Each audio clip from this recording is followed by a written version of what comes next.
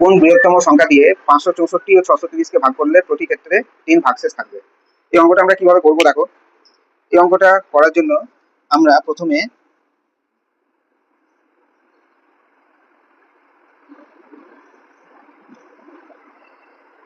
564 আর 630-এর যে 630 যে সংখ্যা দুটো বলে দিয়েছে প্রত্যেকটা থেকে 3 বিয়োগ করে নেব। কেন 3 বিয়োগ করবো? কারণ 3 ভাগশেষ থাকবে বলেছে, অর্থাৎ 3 বেশি হবে। ভাগশেষ মানে কি? যেটা বেশি হয় সেটাই হচ্ছে ভাগশেষ। তাহলে আমরা 3 প্রত্যেকটা সংখ্যা থেকে 3 বিয়োগ করে নিচ্ছি। 564 এখান থেকে 3 বিয়োগ করো, কত হচ্ছে? 561, তাই তো? আবার 630 থেকে 3 বিয়োগ করে নেবো, তাহলে কত হচ্ছে? 627, তাই তো? এইবার কোন বৃহত্তম সংখ্যা দিয়ে, মানে কোন বৃহত্তম সংখ্যা দিয়ে এই 561 আর 627 বিভাজ্য? আর কোন বৃহত্তম সংখ্যা দ্বারা 561 ও 627 দুটোই বিভাজ্য? তাহলে আমরা কি করব? বৃহত্তম মানে গরিষ্ঠ সাধারণ গুণনীয়ক মানে গসাগু বের করবো।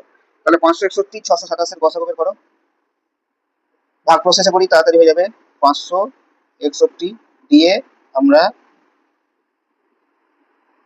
627 কে ভাগ করবো, তাই তো?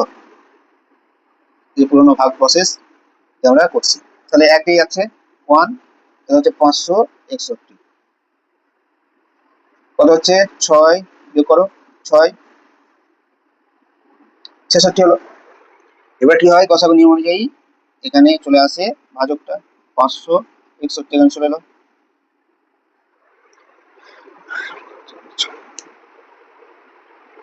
তাহলে 8 দিয়ে যাবে, 8 দিয়ে যাচ্ছে, তাই না? 6 একটা 48, তাহলে 8 দিয়ে যদি যায় তাহলে কত হচ্ছে? 8 6 একটা 48, 8 হাতে থাকে 4, 6 একটা 48 আর 4 52, তাই তো? এবার বিয়োগ করে নাও, 33 হলো। এবার এই 33 দিয়ে আবার 66 কে ভাগ করবো, তাই তো? এই দেখো, এই ভাজকটা এখানে চলে আসবে, 33 দুগুণে 66 মিলে গেল। তাহলে গসাগু কত হলো? 33, তাই তো? অতএব তাহলে গসাগু 561